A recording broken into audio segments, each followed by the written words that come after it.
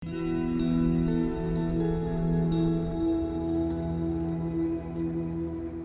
pinakamalayong sitio ng San Guillermo, Isabela, kailangan mo pang bumiyahe ng napakalayo para lang makapagturo.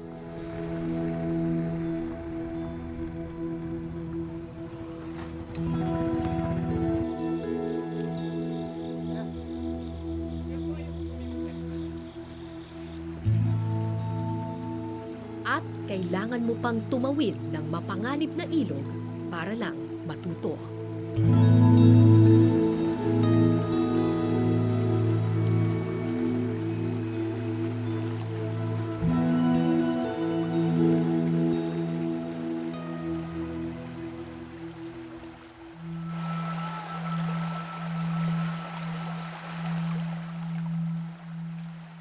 Hindi ito tagpo sa isang bagyo o kalamidad.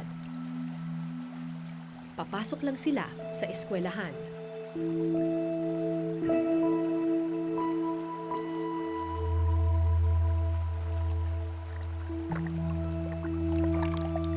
Araw-araw, ganito ang tubig na sinusuong ng mga estudyante ng Burgos East Elementary School para maitawid ang pangarap na edukasyon.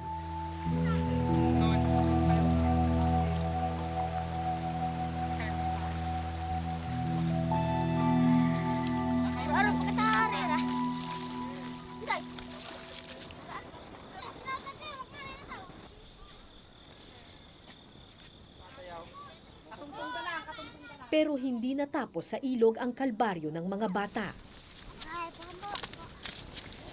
Isang oras pang lakad sa maputik na bundok ang kailangan nilang tahakin.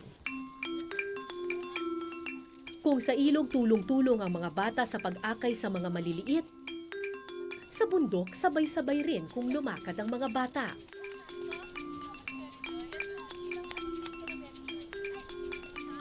Kapit kamay,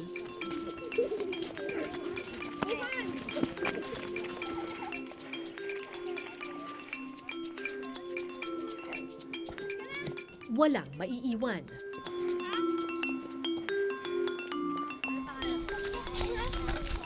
Katatapos lang ng bagyo noon. Madulas pa ang lupa pero hindi nagpapigil sa putik ang mga bata. Kahit pa bumigay ang kanilang mga tsinelas.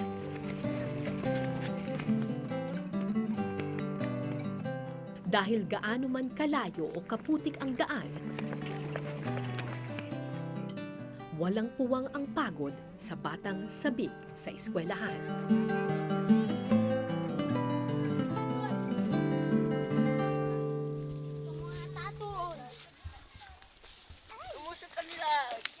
Pasado alas 8 na nang marating ng mga bata ang paaralan.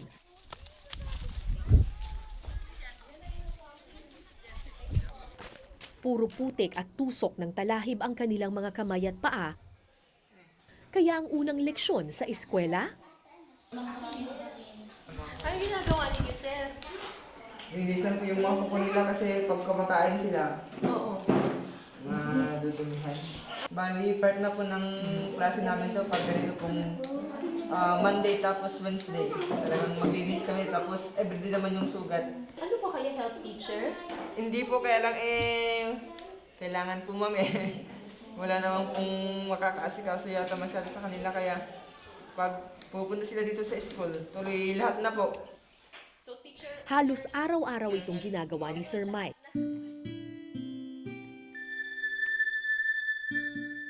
Habang nagsusulat o nagbabasa ang mga bata,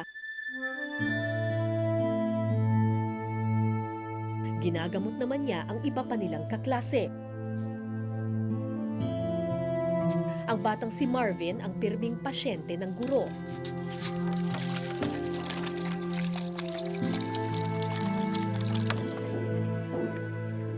Tad-tad ng sugat ang kanyang mga paa. Ano nangyari? Ha? Nasugat ka? Nadapa ka ba? Nasugat daw po ito ng ma'am ng bolo. Ng bolo? Bakit? Ano nangyari? Kasi pag pupunta po yung mga magulang nila dun sa uma, naiiwan po sila, kaya sila na lang po nagsariling nagkumukuha ng kahoy nila pag nagluluto po sila. Kasi almost 1 week ganun po silang naiiwan sa bahay pag nagtatrabaho sa yung kanilang Wala mga kang magulang. tsinelas? Ha? Nag-chat na lang. Ano daw yun? Na pinutol daw ng kapatid niya, ma'am, baka nagkukan sila. Nagsasalitan po sila dun sa tsinelas. Kaya naputol. Isa lang ang tsinelas ninyo? Ilan kayong gumagamit dun sa isang tsinelas? Sino ka daw mga tsinelas, ma'am? Dalawa daw po sila ng kapatid niya, ma'am. Dalawa kayo.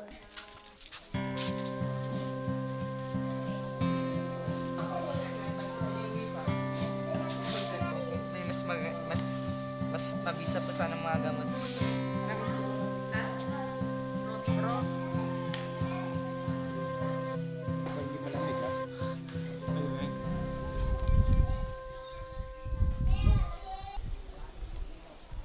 Kaya pagdating ng recess, diretso si Marvin sa classroom ng kapatid. Oras na para siya naman ang gumamit ng tsinelas. Ano? Ano? Yak, sino? Yak. Bu.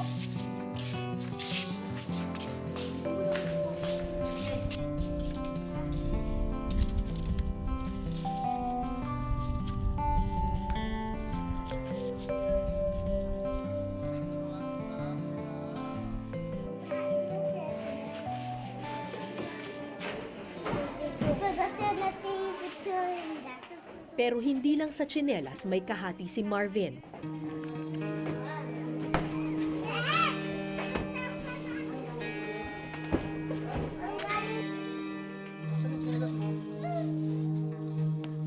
Kanin lang ang baon ng mga bata. Ang ulam, hati-hati sa isang lata ng sardinas. Pansinin niyo pa rin siya. Nasaan si nanay? Nasaan si nanay? Heto siya! Heto siya! Kumusta? Kumusta? Kumusta? Kumusta? Biglang nagkago. Biglang nagkago. 32, 34, 36. Sa edad na 10, si Marvin ang pinakamatandang estudyante ng kinder sa Burgos East Elementary School. Ilang beses na siyang umulit sa kinder, hindi makapasa dahil palaging absent. 2, 44, 46, 48, 50. Bakit absent ka last year? Nag-awir ako, pinaaling ko, sir. Bakit ikaw ang nag-aalaga sa kapatid mo? Kapanda, inang ko di, mama. Sige ka ba? Bunso sa 4 na magkakapatid, wala ni isa sa mga kuya ni Marvin ang nakatuntong ng grade 3.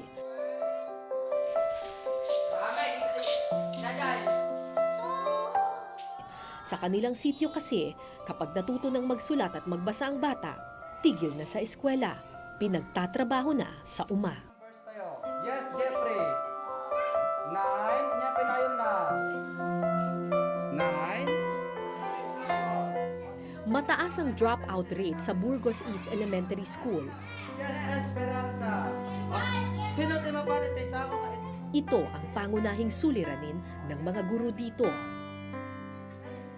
Yun yung gusto kong ipamulo sa magulang nila na seryoso ang DepEd, seryoso kami sa DepEd na kumbaga isagawa yung visions and mission ng DepEd na dapat walang bata na maiiwan. Pananagutan ng lahat yung edukasyon ng bata. Okay, magkaiba yung... Si Sir June ang nagtuturo sa ilan sa pinakamatatalino sa eskwelahan. Kabayo. Tingnan natin. Nasa pahambing kaya siya?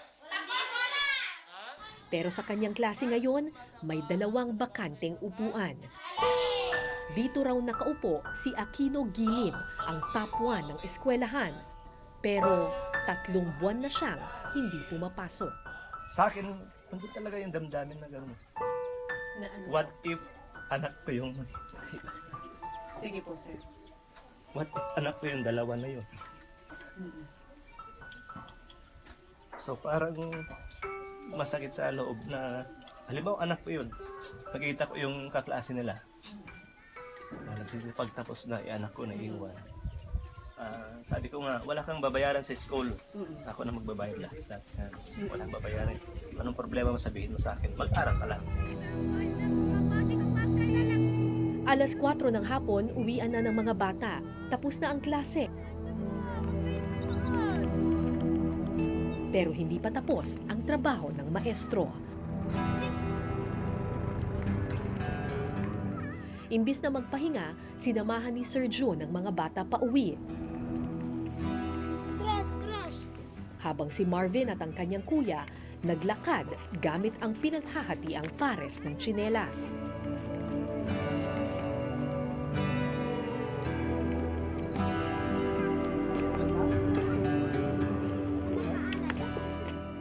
Palubog na ang araw nang marating ng mga batang ilog.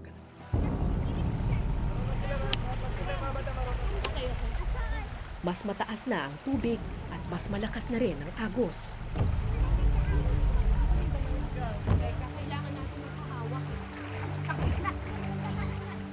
Kayanin kaya ito ni Marvin at ng kanyang mga kaklase.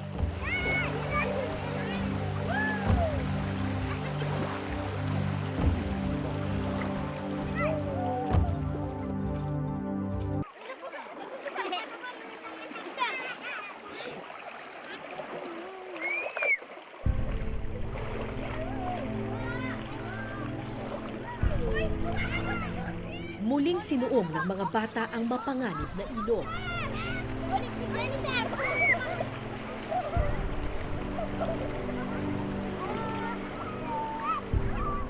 Ilubog man ng unos, tangayin man ng agos, lumangoy ang mga bata at pilit na isinalba, bagay na pinakamahalaga sa kanila.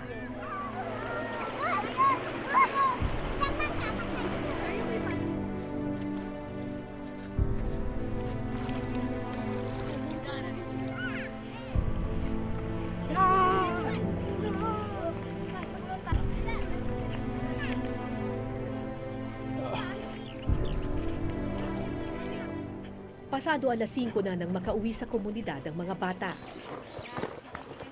Sinundan namin ang batang si Marvin, nais kasing kausapin ni Sir June ang magulang ng bata. Magandang araw po.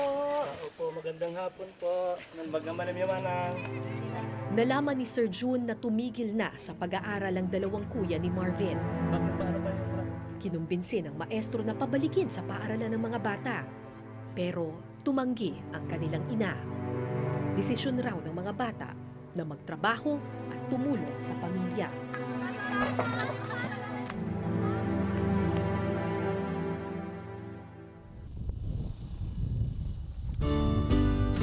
Kinabukasan, nagpatuloy si Sir June sa paghahanap sa mga nawawala niyang estudyante. Sa kagustuhang mapababa ang dropout rate sa lugar, nagbabahay-bahay ang maestro para kumbinsihin ang mga magulang na pag-aralin ang kanilang mga anak. Lakad na lang tayo.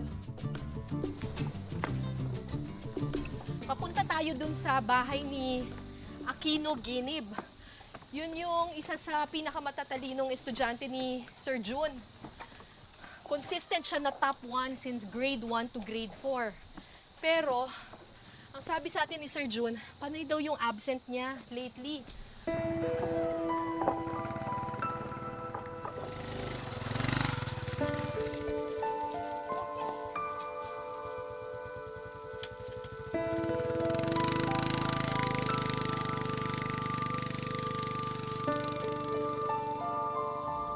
Inabot kami ng halos 1 oras sa paghahanap sa batang si Aquino. Pero nang matuntun namin ang kanyang bahay, wala ang bata. At tatay lamang ang humarap sa amin. Kayo po ang tatay. Saan po yung anak ninyo, si Aquino? Kasi po ma'am siya ang nag-aalaga ng kalabaw po ma'am. Ayon sa ama, ayaw na raw pumasok ng kanyang anak na si Aquino. Kagustuhan raw ng bata na magpastol na lang ng kalabaw. Pero hindi tumigil si Sir Jun sa paliwanag na ito. O di mas maganda hanapin na lang po natin. Hanapin na lang Sige po. natin.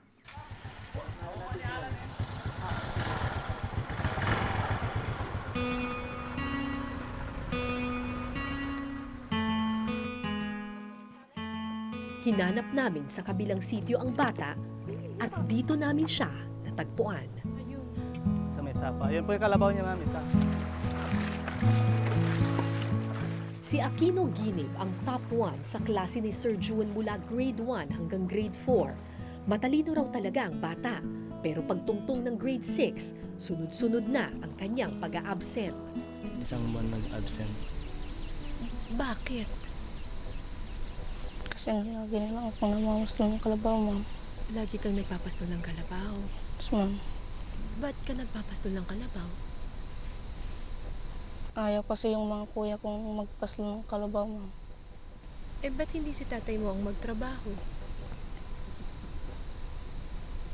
Gusto ko lang po naman siyang tulungan, ma'am. Ayaw mo na ba mag-aral? Gusto mo bang mag-aral or ayaw mo? Gusto ko pa po Gusto mong mag-aral. Kung ang bata ang tatanungin, mas gusto sana niyang mag-aral kesa magtrabaho. Pero sa puntong ito, mas mahalaga raw ang kapakanan ng pamilya kesa pansariling pangarap. o bukas may klase, bukas papasok ka pa bukas? Sabihin ko sa kuya ko na siya ang magpapastol ng langit. Kung pumayag ang kuya mo na siyang magpastol, papasok ka. Pero kapag hindi pumayag ang kuya mo, Hindi, ma'am. hindi ka papasok. Bakit niyo po pinupursige na bisitahin siya, hikayatin siya, kahit na mismong magulang na niya yung Yes, ma'am. Yan po yung umaayaw, plan hindi namin. naman po kayo magulang. Pero bakit po kayo yung talagang nagpupursige na hanapin at hanapin siya? Kwan po yan, ma'am. Nasa linya na po ng trabaho na dapat walang maiwan na bata. Maraming magagaling dito, ma'am. Basta walang yun ang hindrance sa kanila.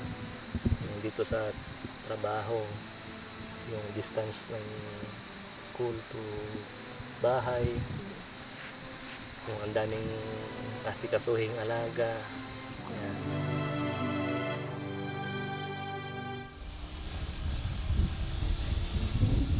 Pagkatapos kay Aquino, hinanap naman ni Sir Jun ang isa pa niyang nawawalang estudyante. Itong isa naman natin na pupuntahan, ito yung isa pa sa mga estudyante ni Sir. Sir, anong pangalan nitong estudyante pupuntahan natin? Ricky. Ricky. Anong problema dito kay Ricky? Hindi pumapasok? Hindi pumapasok. 2 linggo na nung nakaraang kon. 2 linggo nang hindi pumapasok. May tuberculosis ang buong pamilya ng batang si Ricky Malikdem. Pumanaw na ang kanyang ama at payat naman ang kanyang ina. Kaya ang 14 anyos na si Ricky napipilitang magtrabaho imbis na mag-aral. Ba't di ka na pumasok? Nakiburas? Nakiani ka saan? Sa Rizal? Palagi ka bang nag-a-absent? Ha? Naku, ba't ka lagi nag-a-absent? Tumutulong ako sa trabaho ng mga magulang ko. Ah. Pero anong mas gusto mo sanang ginagawa? Magtrabaho o mag-aral? Mag-aral sana, ma'am. Kaso lang, Mahirap naman ang buhay. Bago kami lumisan, nangako si Ricky na papasok kinabukasan. bukas ha? Linggo. Sige. Napipilay. Sana ito'y magkatotoo. Sana nga magbunga ang pagpupursige ng kanilang maestro.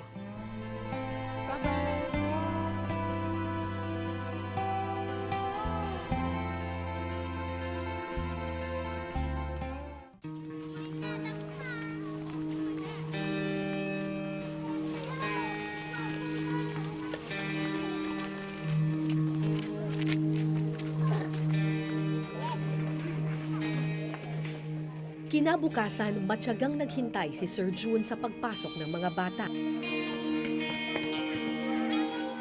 Inabangan kung tutupad sa pangako si Ricky at Aquino.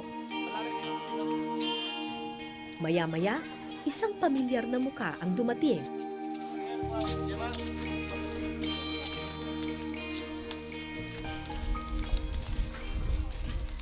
Pagkatapos ng 2 linggo, muling nagbalik sa paaralan ang batang si Ricky.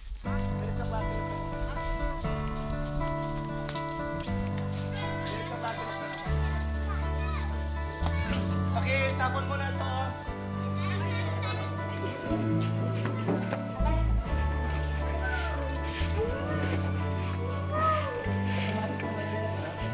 Hari-harian yung bagyong lawi. Kanino ba dapat magpasalamat? Okay. Saan pa? Kanino pa? Siya naman tayo nung nangyayari sa hangin? Pero ang top 1 ng eskwelahan, nanatiling bakante ang upuan. The girls is beautiful. The girls is? They sing beautiful. Beautifully. Okay. Very good, Ricky. Yan. When we say the chalk, is it the subject or it is the predicate? What part of the sentence is it?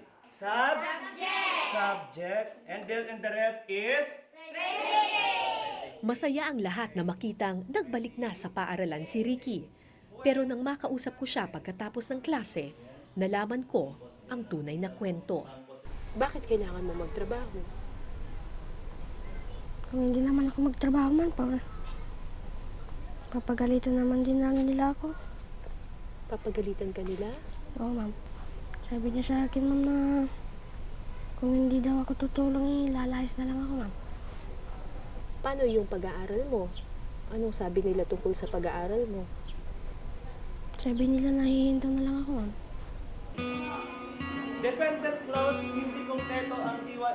Therefore, kapag hindi kompleto... Hindi ko alam kung hanggang kailan makakayanan ni Ricky na pagsabayin ang trabaho at pag-aaral. Pero sapat ng biyaya ang malamang hindi pa rin siya bumibitaw sa pangarap. Pero kung ikaw ang may desisyon, anong mas gusto mo sana? Mag-aaral sana, ma'am. Gusto mo sana mag-aaral? Oo, ma'am. Bakit gusto mo mag-aaral? Mahirap naman, ma'am, na walang pinag-aaralan. Ano bang pangarap mo? Gusto kong maging maestro. Pag sa Tagalog yan, hindi siya nakapag-iisa. Masaya po sa kanyan, masaya po sa damdamin kasi nga nakapag-save na naman kami ng isang estudyante na dapat, karapat dapat alam may save. Yun po yung kwan po namin. Yung iba nga, tingnan nyo, nakita nyo kung gaano sila lumusong sa tubig. Kinakaya mong pumunta dito. Eh, doon pa lang, masaya na kami. Masaya na kami doon.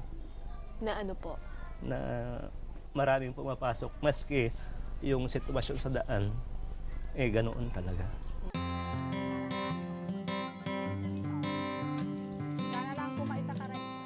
Pagdating ng tanghali, tulong-tulong na nagluto ang mga nanay at guro. Para lalong mahikayat ang mga bata na manatili sa paaralan, nagbibigay sila ng libreng pananghalian.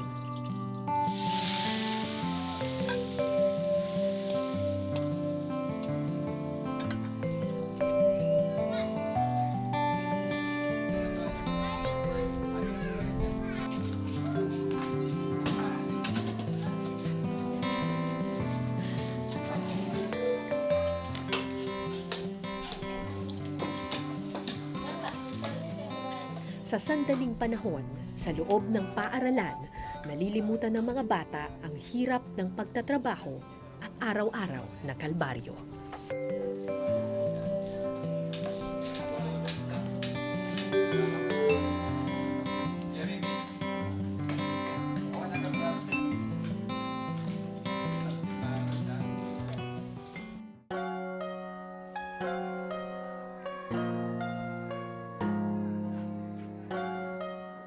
Taon-taon, mahigit 1 milyong batang Pilipino ang tumitigil sa pag-aaral dahil sa kahirapan. Marigregatan kayo ko na damat-dama anong mo.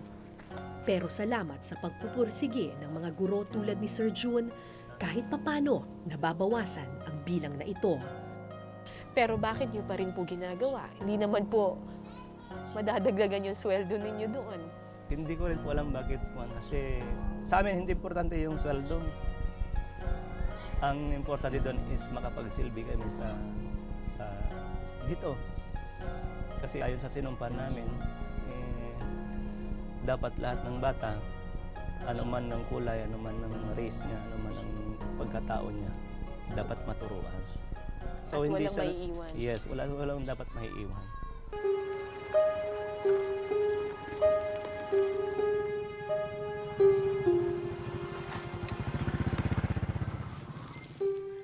Madaling mawalan ng pag-asa sa mahaba at maputik na daan.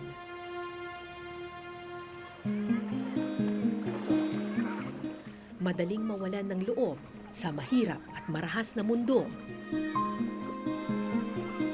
Pero hanggat may mga batang handang tawirin ang agos at unos,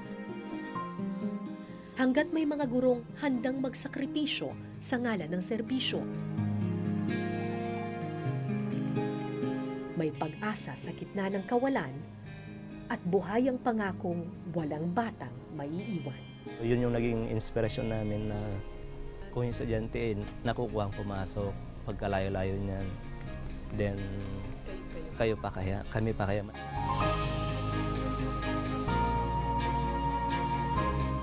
Ako po si Cara David at ito po ang Eyewitness.